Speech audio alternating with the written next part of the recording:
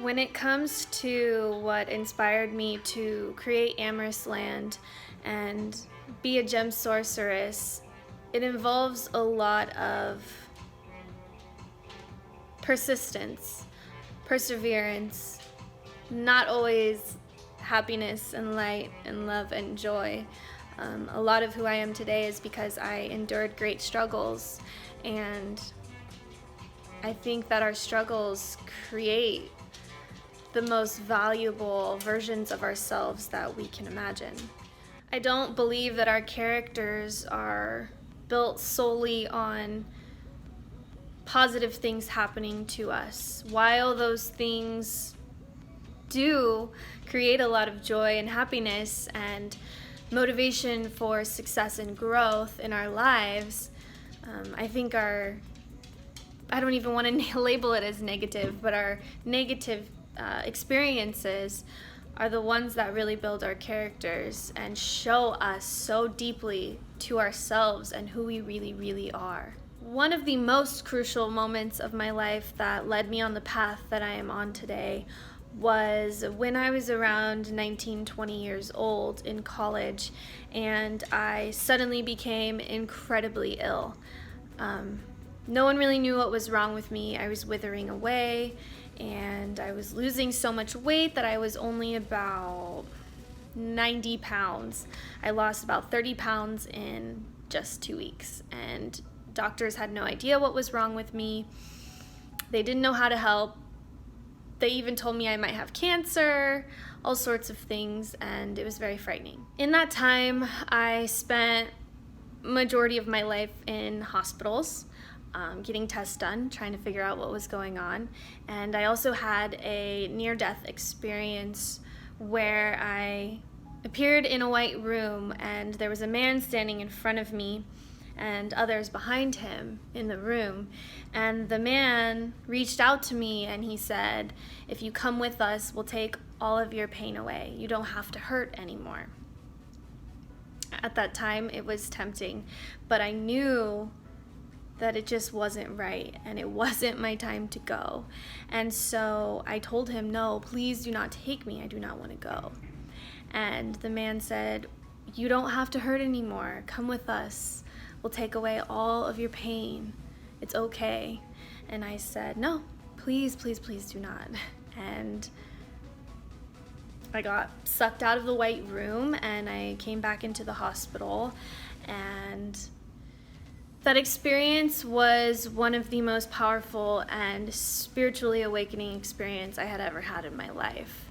Now, as a kid, I was always really sensitive to energies and to even just the spirit world in general.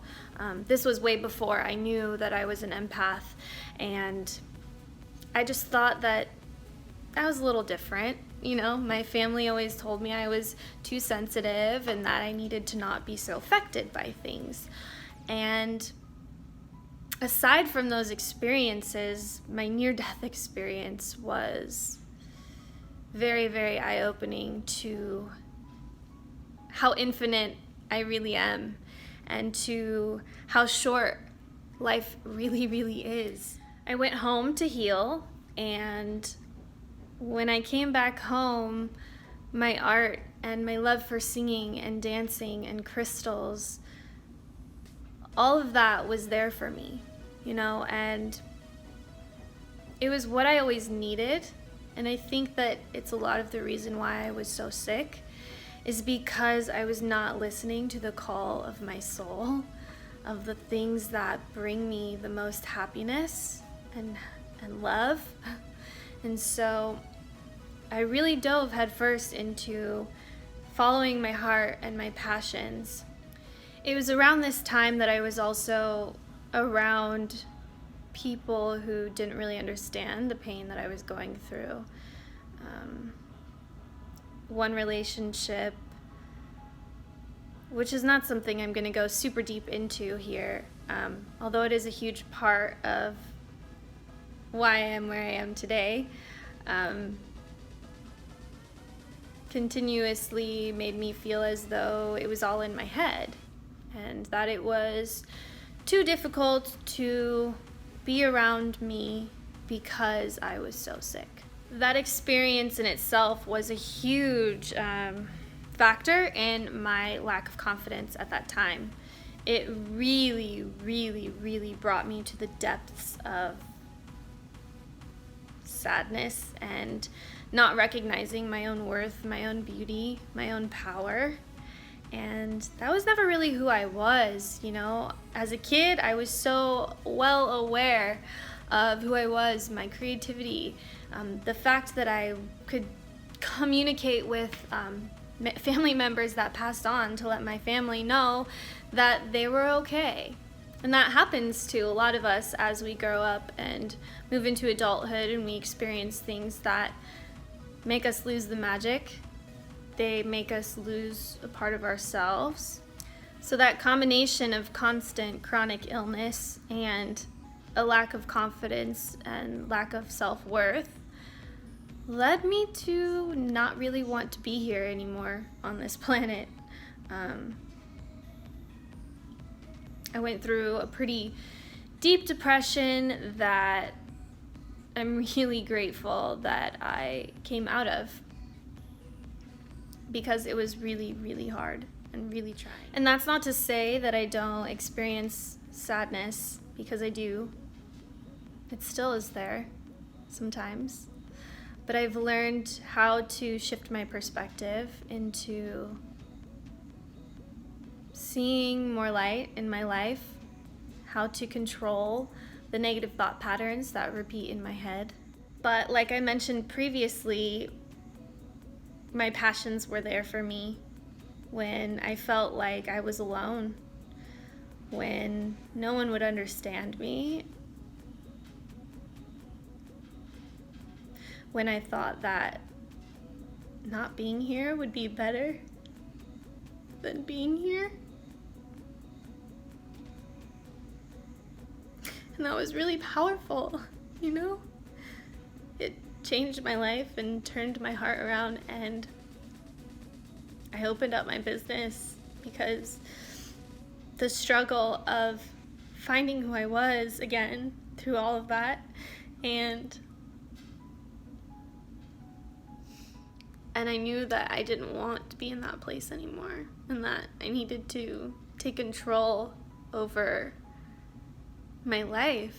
I needed to find the will to strengthen myself and achieve the things that I wanted to achieve, you know. And I knew that because of those times that I felt the way I did, that I wanted to connect deeply with other people who might be feeling the same way, to remind people of why they're beautiful, of the power that they have within themselves, and the reasons why the world is just so much better with them in it.